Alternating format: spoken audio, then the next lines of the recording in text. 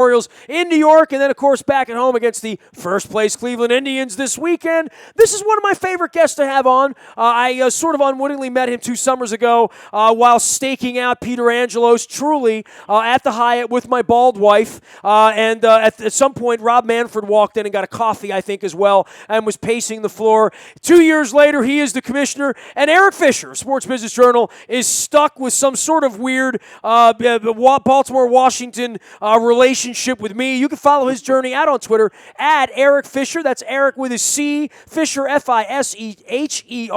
SBJ for Sports Business Journal. He is their digital media technology writer, but more than that, he's a big baseball guy. Fisher, welcome back. It's what do we got? Cooperstown and All-Star games and the first place Baltimore Orioles in July. Pinch me. I feel like Rod Serling, man. You know? Yes. If memory serves, the last thing I told you the last time I was on, and I'm happy to be back, but the last thing I told you was that this is one of the glory eras for Orioles baseball, that this is the first time in literally 30 years that they're putting together a 5th consecutive season of 500 or better. And, who would have thought it during some of the darker sit drift days or what have you? Pick a season that this is really one of the great high points in the history of the Orioles franchise. All right, so let me say this. All right, you've been covering this from the beginning, right? I mean, when I was writing the book on Angelos, when my wife got sick 2.5 years ago, I found your bylines in the Washington Times. You were on this Masson thing from the D.C. side before Masson was Masson. What do you make of Angelos at this point? Like, if I'm at a cocktail party with you, and you know the 7 words we can't say here, although I wish we were on HBO. We are on the internet, though, Eric. You know what? If someone were to come from the outside and are just listening to the show today, and it's not Nestor just droning on and bitching about Angelos. My Free the Birds thing was 10 years ago. It's now been 10 years without a press credential. What do you make of this? Because I'm on the phone with you because there was another stay. It's gone on again, and it went completely unnoticed here last week, Eric, that the National League batted first in the All-Star game, because that All-Star game should have been in Baltimore last week, and you're the Sports Business Journal guy. That's a $50 to $80 million economic benefit that Baltimore would have had last week that, quite frankly, it's not getting. It might never get at this pace, right? Yeah, so there are a bunch of things in here. Let me unpack this. Your first question's a good one, because I get asked this a lot because, what's this whole mass thing about or whatever, and, at barbecues or whatever. And the simplest way to explain this is that when the Expos moved down in 2005 and became the Washington Nationals, came into what had been the Orioles TV territory, there was this deal that was made between Angelos and baseball to allow this to happen. And all these years later, the contention, you sort of boil down all the legal motions and everything else. Angelos is alleging that this deal was not honored. Basically, baseball, Major League Baseball, is breaking the deal. That's what all of this sort of boils down to, and all of this back and forth. That's the allegation at this point, is that baseball has not lived up to their end of the deal. And whose end of the deal it is depends on which side you hear. And, I hear Oriole fans erroneously just talk about the money, and they promise they have no idea what's going on. And the thing has moved to the 12th level of law that's far above my head, that I bring guys like you in to decipher it, because this is beyond a 15-round fight. It's an unprecedented, ridiculous fight over a ridiculous amount of money with still really no end in sight for anyone sensible, right? Well, there's a lot of far-reaching ramifications about this. That in a vacuum, yes, it is correct that this is about living up to the terms of the deal and how that gets defined in terms of what that settlement agreement says and doesn't say. But there's all sorts of far-reaching ramifications beyond that in terms of how this internal arbitration panel, the Major League Baseball Revenue Sharing Definitions Committee, what does their future look like? How does that operate itself in terms of managing out and determining what money should come from a team that has interest in its own local rights carrier? What kind of money gets allocated for revenue sharing? That's an impact. But it's always been that way, right? That was Manfred's answer was, we've always had owners in the committee. It's always been done this way, and Peter signed up to do it this way when he bought the baseball team. Well, but there's two big things here that Angelos is alleging, one of which he's already successfully alleged, that the RSDC did not conduct itself in a fair and proper manner when the same law firm represented everybody else involved in this thing with the exception of Angelos. And that was the basis for the original RSDC ruling in favor of the Nationals to be vacated. So Angelos has already proven point one. Point two, which is yet to come on this, is that in the case of this particular case regarding Masson, the RSDC went about its methodology in a completely different way than it does for the Cubs, the Red Sox, the Yankees, everybody else that has an equity interest in their local carrier. And the settlement agreement does say that it has to use the RSDC and conduct itself as it does for every other team. So that's point number two that is yet to come on this deal. All right, so, the stay means what? It seemed like no one on the Major League Baseball side was shocked, right? Well, that's what Manfred's talking point was, but just to roll back, what this whole case is still on appeal. So that original ruling in favor of the Nationals was vacated, and now what happens next? The big question. That's what's being appealed right now. The Nationals and Major League Baseball want it sent back to the RSDC, and the Orioles want it sent to a neutral body such as the American Arbitration Association. While those appeals are pending, MLB tried to do a little bit of a power play, saying, while this thing is happening, we just can't wait anymore. We're sending it back to the RSDC anyway, and we're scheduling a hearing for the first week of August. And this happened, and this came out in the papers a month or so ago.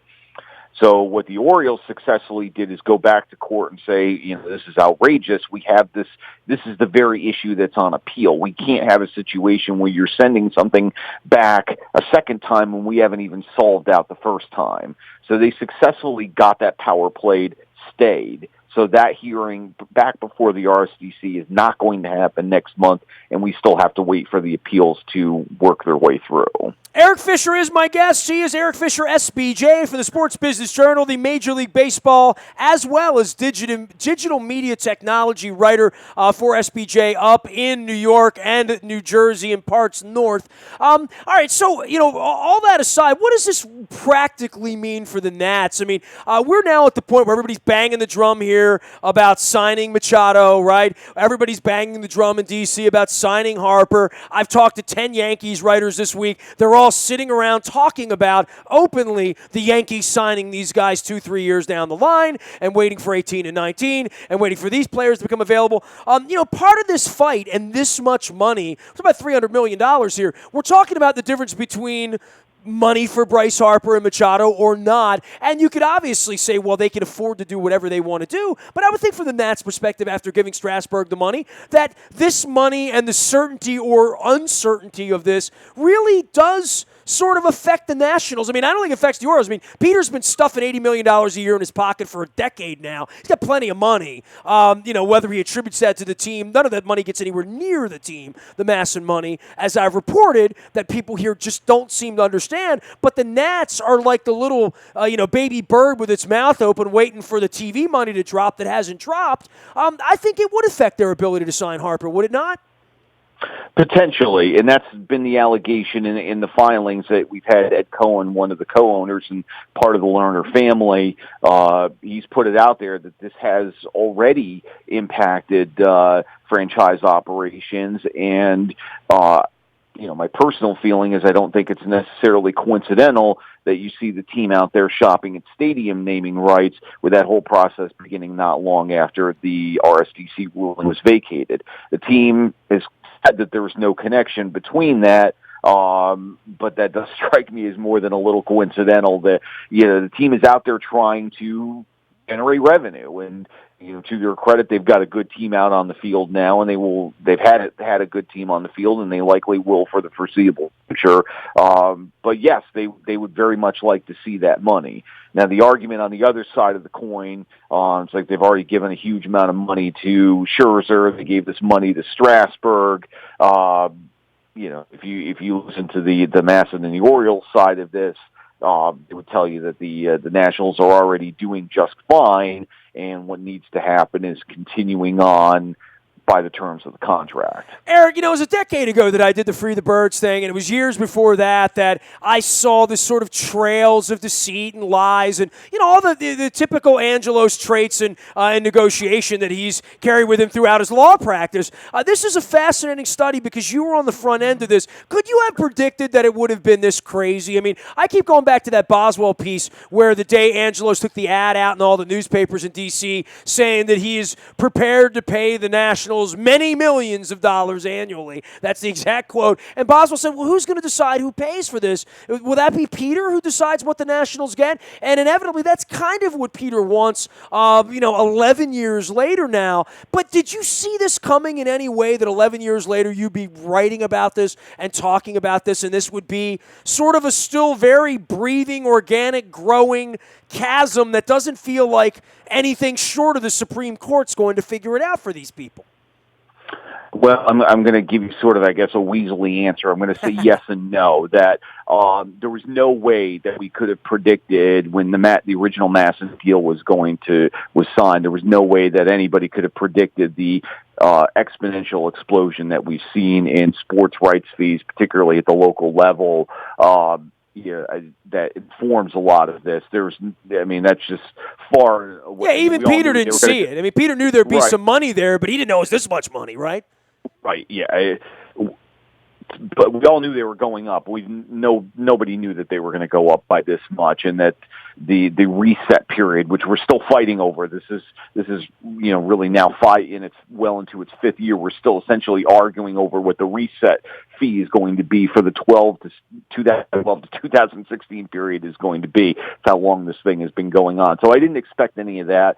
What I did expect is that there would be continued unease between the league and Angelos in terms of the existence of the Nationals, the operation of the Nationals, that once the settlement deal was done, everybody was going to be hugs and kisses. There was no way to think that was going to happen because they're approaching this from a very different perspective. That, one way that this was described to me, and I think it's very apt, that the relocation of the Expos and the creation of the Nationals and the effect that it's had on that city and the sport writ large.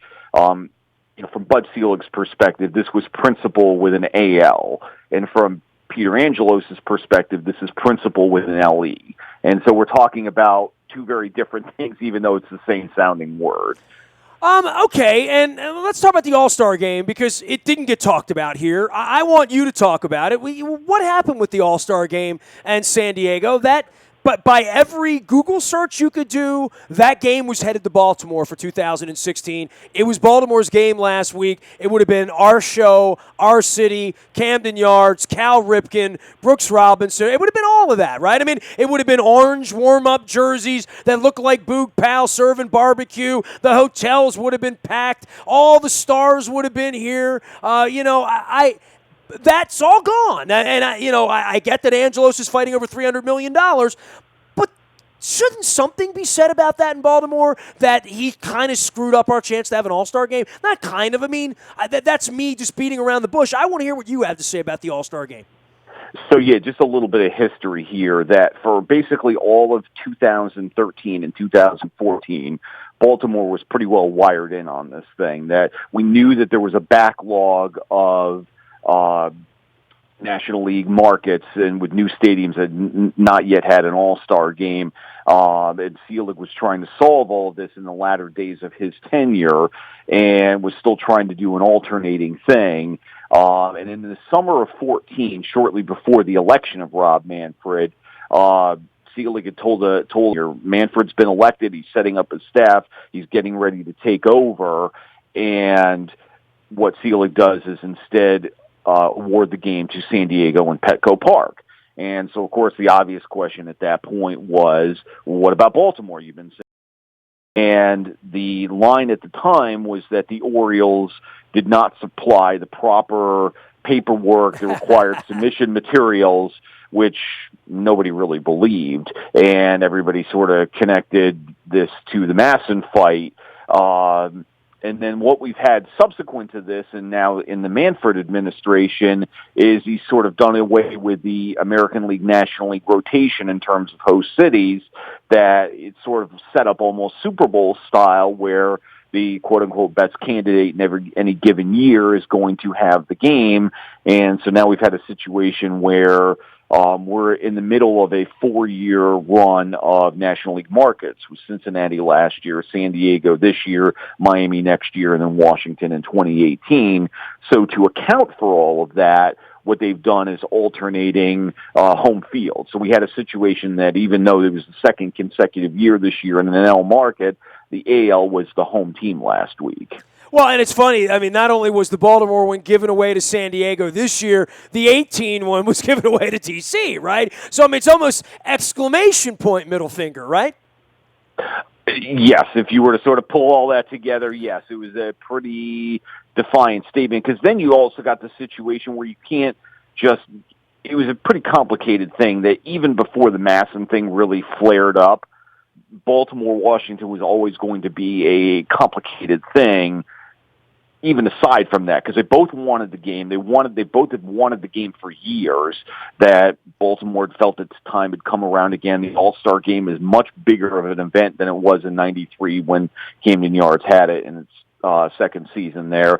DC had obviously opened up a new stadium in '08. They both had wanted the game, and then how do you sort through that? Because you can't really have them in back-to-back years or even fairly close together, because they like to spread it around the country a little bit. So how they were going to sort all through that was already going to be difficult, and it's now just become all that much more difficult with this backdrop of Masson, because you can't, even if they were to make a settlement today, doesn't mean that the Orioles could get the game in 2019, because you're not going to go right back to the same part of the country again. So how that sorts itself out, I don't know, but the soonest I could probably see Baltimore getting this game is 2020, 2021, something like that.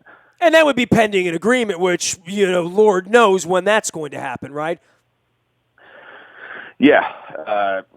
Right now everybody's still got their heels dug in. We're still, as I said, we're proceeding our way through the appeals in terms of what the next form of this fight is going to be. Because it's only, we're coming up against the next period. There is a reset period that's got to happen now for the 2017 to 2021 years, much less sort of going in arrears against this current period. So where that all gets determined, that's what they're fighting about right now. He is Eric Fisher, one of my favorite guests to have on. He is Eric Fisher, SBJ, out on Twitter and at the Sports Business Journal. So what is the value of an All-Star game, Eric? I know teams leverage it to sell sponsorships and to sell season tickets and to guarantee your seat for the 2021 All-Star game. You'll buy season tickets and all that stuff. But I think that there's an incredible civic benefit to this, that San Diego was on display for a couple of days and had their own little second Comic-Con downtown now, didn't they? No doubt. And in fact, they because Comic-Con is coming right up, they're having a fantastic month. Yeah, the economic development estimates are, New York's a whole different animal. You got to sort of put that aside. But generally, it's in that $75 to $85 million range. You're collegiate economists would debate all of this, and they've kind of tried to debunk a lot of these economic development studies. But whatever the number is, you can argue that all day long. But it is real. It is something that this is an event that goes around the country, and at various points will come into a particular market and leave a lot of money behind. and leave a lot of money behind. Pick a city. Are they going to have their entire downtown filled up in hotel occupancy for an entire week in mid-July? Not necessarily. Are their restaurants going to be full in mid-July otherwise? Not necessarily. So there's a lot of out-of-town money that comes in with this event, and so it's not nothing. What it is, I don't exactly know, but it's not nothing, and it is for real. And you are correct that there is a halo effect that, particularly in a place like San Diego or even a Baltimore or some of these other smaller cities, if you haven't been there before or haven't been there in a while, we certainly had this, that a lot of people who came into San Diego had not been there before, hadn't been there in a long time. They saw a very different city, and saw a city that, no doubt, has a real downtown, and there's been a lot of spillover development from that ballpark into their gas lamp district.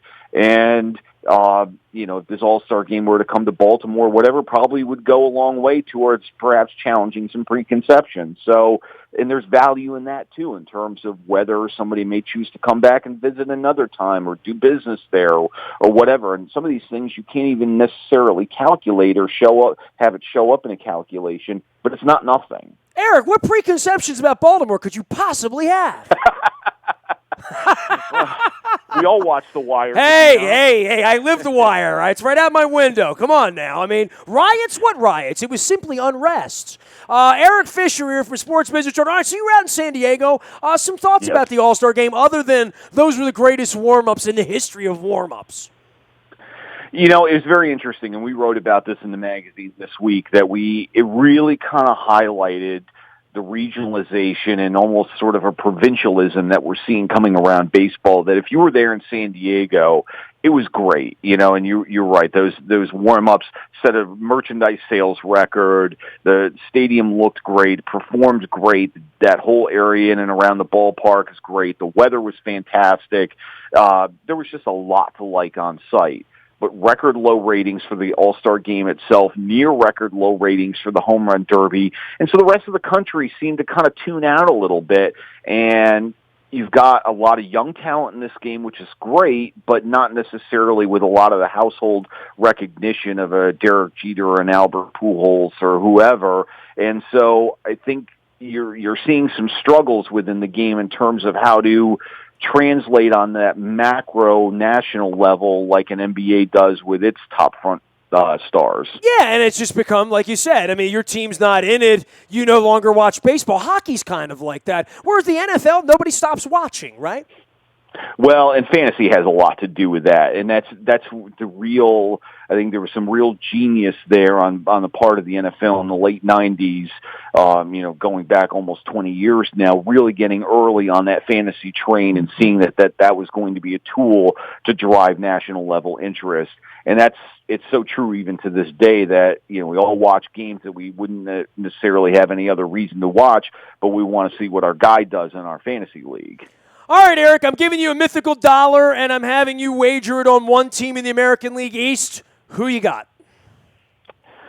Well, at the risk of sounding a little bit like a homer for your listeners, I still like your guys. I think the beer league softball thing, that is a very, very dangerous lineup. I think you're going to make some moves at the deadline to shore up the rotation just enough, and you'll keep the Red Sox at bay. Okay, so optimistic you are, Eric Fisher. I appreciate the visit, man. The world's falling apart up there in New York, right? I mean, the Yankees are going to be selling off like a band of gypsies at this point, right? It's, there's still 5 teams in front of it as we're speaking. The team is 500. There's 5 teams in front of it for the second wild card spot. And there's a real debate going on in terms of the organization itself and the market at large in terms of this is a whole new thing. They haven't been in this position really in a generation, and but this is baseball in 2016. There's more competitive balance than there ever has been, and I actually think this fan base is more patient than it gets credit for. That if they were to pull the trigger and sell and get a bunch of high-priced or high-value prospects for Chapman, Carlos Beltran, people of that ilk, and try to rebuild themselves with more young talent, I think this fan base would actually get behind it more than perhaps some folks in the organization think they will. That this is a team that has gotten old and brittle and is not built to compete for the long haul as currently constructed. So changes are needed. It's a matter of where and when and what those changes are. Well, and what is the concern there, the sell-off, man? I mean, like people are going to cancel their season tickets, mail in their Yankee fan card. Most of the deals they have tied to the franchise that are real money deals are multi-year deals that aren't necessarily expiring because the Mets went to the World Series last year and the Yankees threw up a white flag in a season where everybody knows they should, right? It's ticket sales and near-term TV ratings, which can ultimately translate itself into some of these larger deals down the road. It's just the Yankees brand has really been built around annual competing and being right at that forefront year after year. And they really haven't been built for a cyclical kind of situation like a lot of other teams are. But again, all they had to do was reload and buy every year, right? I mean, as simple as that. Right. That's what it was. But the game has changed, and like I said, there's more competitive balance than ever. Teams have gotten smarter. There are cost controls now in terms of the luxury tax and some other things having some real impact, and the way the draft and the bonuses work now, and on down the line that. And this is why we see Kansas City and Pittsburgh and teams of this ilk now really being able to compete and win titles and so forth. And it's just it's a different landscape than it was 5 and certainly 10 and 15 years ago. And the reality is just it's come due. And when the Yankees' power is based around A-Rod and Mark Teixeira, and those guys are getting older and more brittle.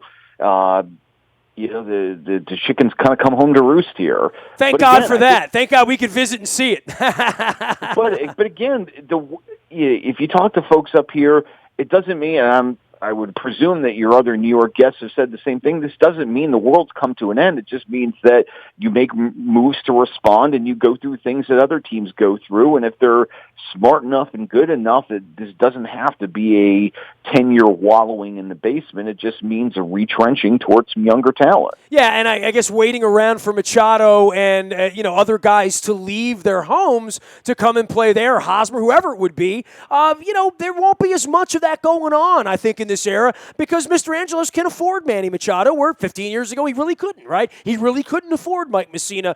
He was really losing money. I've done the math on all of it. So, Eric, great having you on, man. As always, anytime there's breaking news on the Masson Nationals MLB New York Supreme Court war, I know I can count on you. Enjoy the baseball, man. We certainly are. No problem. Always a pleasure. Always a pleasure. Eric Fisher, SBJ, the way to find him out on Twitter. And he is Eric Fisher at Sports Business Journal. And a good dude and a great baseball guy. He also covers digital technology. Does a great job with that as well. Speaking of digital technology, you can find anything you miss in the Buy a Toyota Audio Vault 24 hours a day from anywhere you are. Our morning newspaper, it's your email inbox, free of charge every morning at 7 a.m. It's all powered up by Planet Fitness and PlanetFitness.com. And last but not least, of course, the tech service, all brought to you by Coons Ford of Security Boulevard. Get breaking news first. It's the best. That's all I can say. We are WNST.net, AM 1570, and WNST Taos in Baltimore, and we never stop talking Baltimore sports.